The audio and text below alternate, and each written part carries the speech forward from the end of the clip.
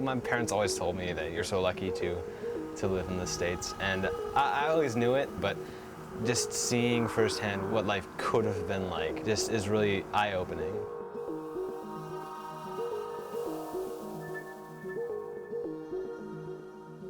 I'm very fortunate. I can drive wherever I want. We have a house that we know has heat and air conditioning. You know, my cell phone, I swear, sticks to me. I don't think I could live without my cell phone. I really could not live without my iPod. Cell phone, I still probably couldn't live without, but the iPod would be like, I seriously think I'd probably fall over and die. Welcome to Bellevue, Washington, a community located in the Pacific Northwest. It is a community like many others here in the United States. People have progressive jobs, arts and music flourish, and children receive a great education. Life progresses at a steady rate that is common for a busy city. In the heart of Bellevue lies Bellevue High School. To all appearances, it is a typical American high school, but behind the scenes, it holds an unusual secret, a club created solely for the concept of microfinance.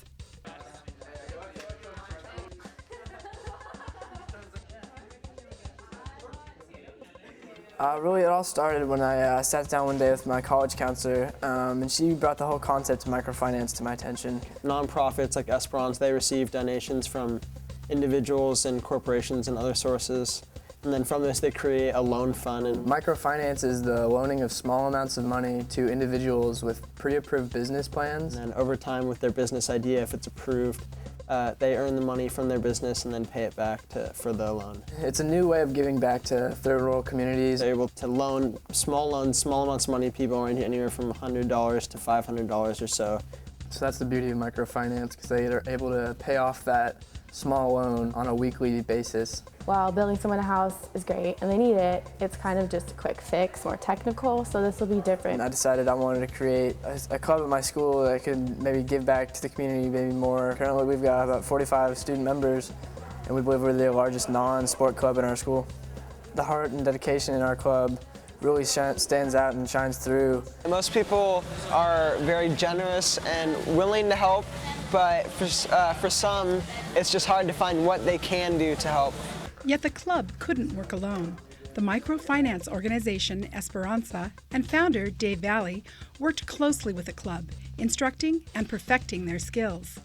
Dave Valley is a very crucial part. I mean, the work that he's done and the effort that he's given to not just our organization, but Esperanza over the last 15 years is unbelievable. From just the beginning few meetings, we noticed that there was a very high interest in the club.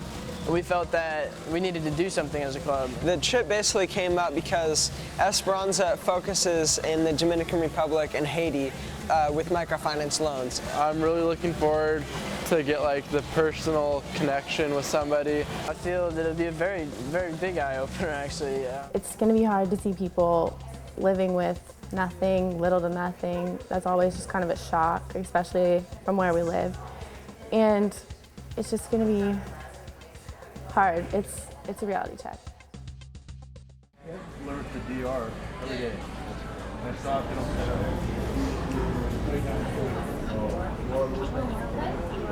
Flight over was not super, really tired, didn't get a whole lot of sleep. For me, the plan of the rest of the day is sneak in a little nap time, hopefully get to the Dominican Republic by today, and then sleep the rest of the day.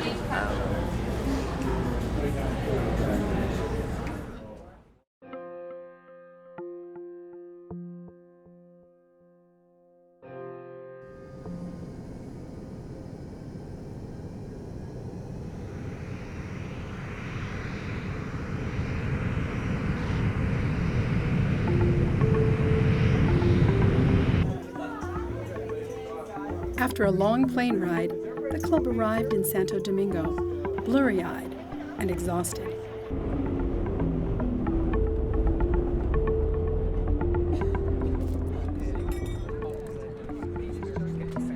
So it's been about 12 hours traveling now. A little over 12 hours actually, probably like 13. It's hot. It's 84 and very, very, very muggy. So it's like, they say it's like 102 degrees out. The club arrived by bus to the hotel where they would be staying for the duration of the trip. After settling in, they were treated to a welcome dinner by two members of Esperanza, Dan and Kayla. They described the structure of activities for the days to come. I'm kind of like scared to see how people live because it's going to be like really hard to see that, and it could be really sad, and I don't like seeing sad things. It's being possible to see some of the things that we're going to see, or even if we don't see bad things, even if we just see poor people and poor kids, the whole environment is different down there, so much different. It's going to be impossible to come back without learning something. The next day, the club traveled to their first destination, a community on the outskirts of town. Their goal, to meet some of the loan associates they helped and to view a Bank of Hope meeting. Here the members broke into two groups, one that would watch the meeting inside and one that would interact with the community. Each meeting began with an opening prayer given by one of the associates. This is the people that are in their loaning group, so they kind of all rely on each other. And here they make their payments back. They're either weekly or bi-weekly payments that they need to contribute to pay off their loan. In the payment process, if one member is short on payment, the other members of the group must cover that payment, or none of the payments for that month would be accepted. It's really interesting. The whole concept of the group and how the women come together and they kind of have to pay for each other if one can't take up. I think that's really cool because I didn't really know that about Esperanza before. So it was interesting to see how the loans and stuff work and how it's affected them on their lives. Just what we did meeting in our meetings is making such a dramatic effect. As for the other group, they had the opportunity to spend time with the community. They also began to see exactly how devastating the poverty level really was.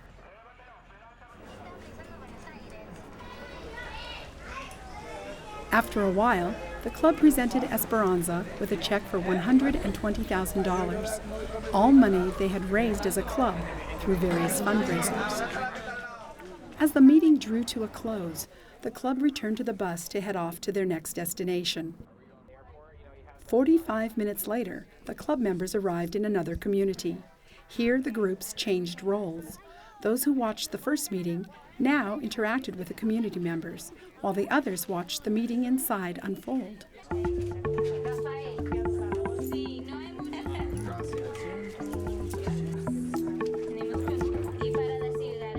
So I brought my Polaroid camera, and I've been taking a picture of people and kids, and they really have liked it. Yeah, I think it's fun for the children because some of them may possibly have never seen their own face. A lot of them don't have mirrors, and it's a fun gift to give them, something that they'll cherish until they're 20 or 25 years old. They really go above and beyond because they feel that by doing this, they're not just giving them money to kind of just go out on their own and figure it out. This way they're kind of actually giving them support and guiding them through how to be successful. And coming here, you realize how many lives you actually impacted and what the money is actually going towards.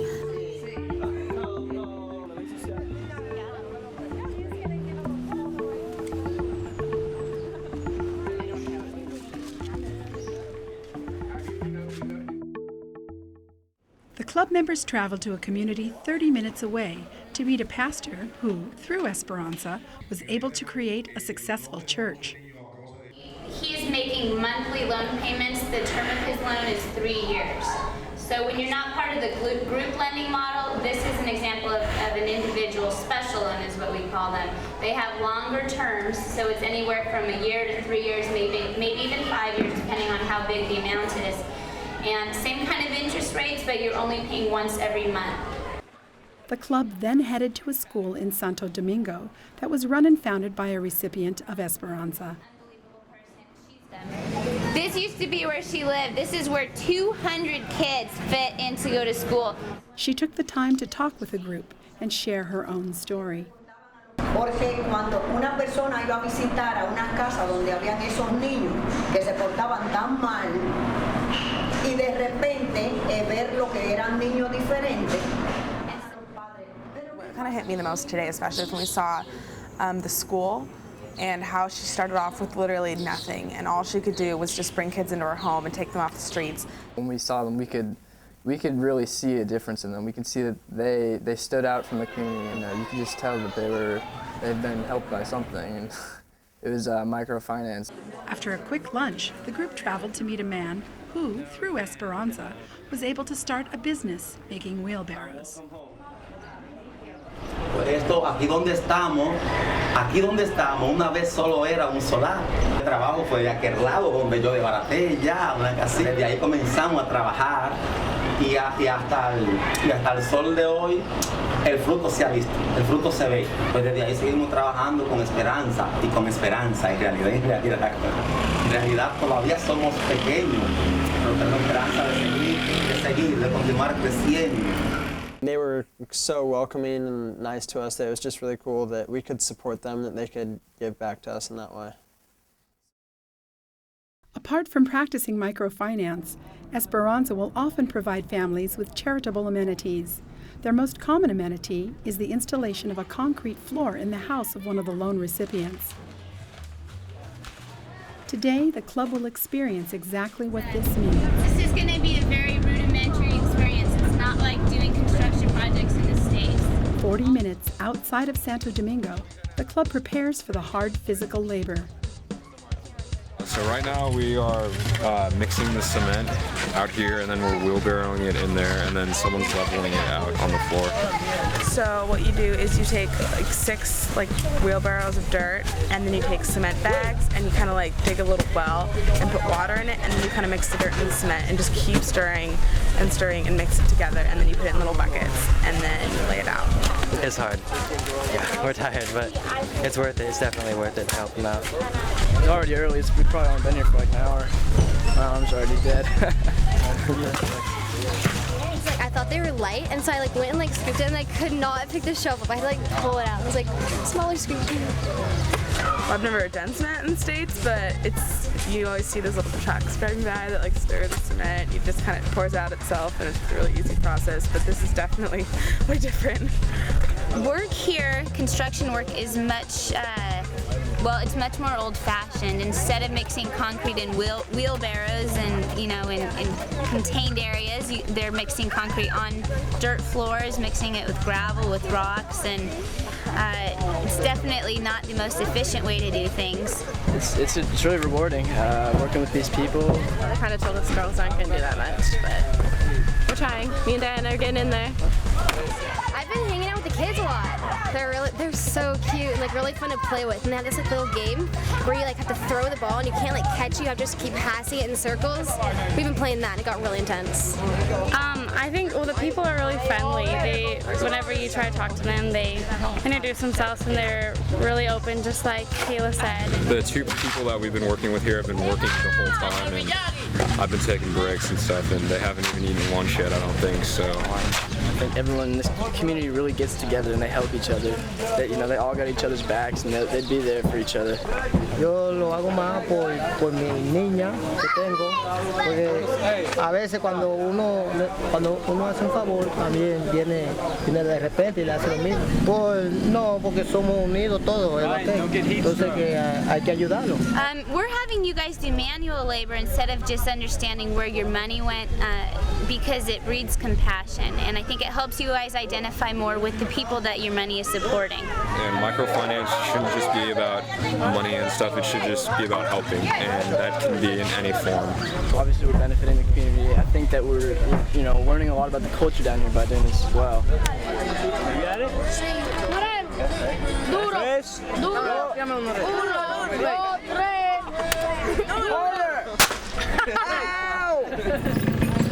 I've never actually seen a tarantula in the wild, so that's gnarly.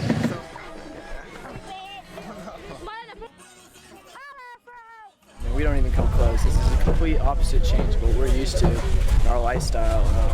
Complete turnaround. Finally, 7 hours later, the floors were finished. It's pretty cool actually, because I did it in blue and yellow, so Bellevue High School left their mark here. It was really eye-opening because we had kind of spent a lot of, well, we obviously spent the year in Microfinance Club raising the money and talking about it, but not really knowing what it was.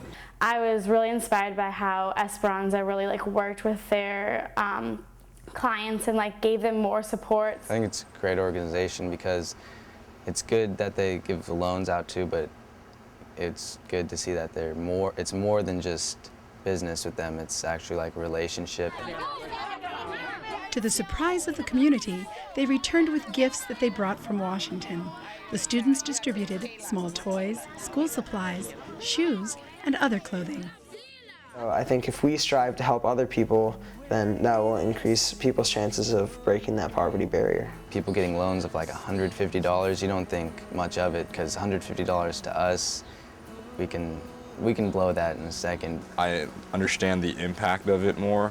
Really, it's improving an entire life. They can save a business and save families. These people are creative enough and dedicated enough that they can get things done with that. And how a little really does go a long way. Because that motivates me to be able to want to help other people even more.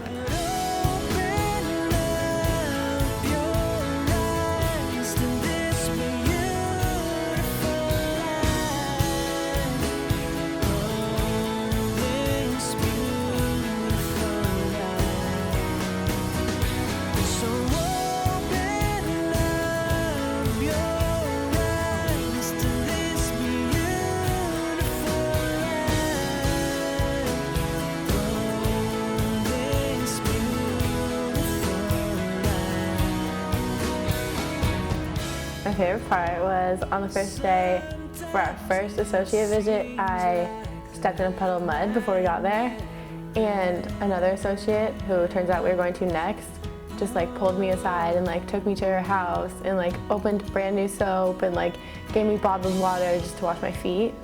And it's she didn't know me, and I was ready to tough it out and walk home with mud, but she took care of me. And then when I left, she kissed me and hugged me, and it just meant a lot. Something that little, and she wanted to show that she cared.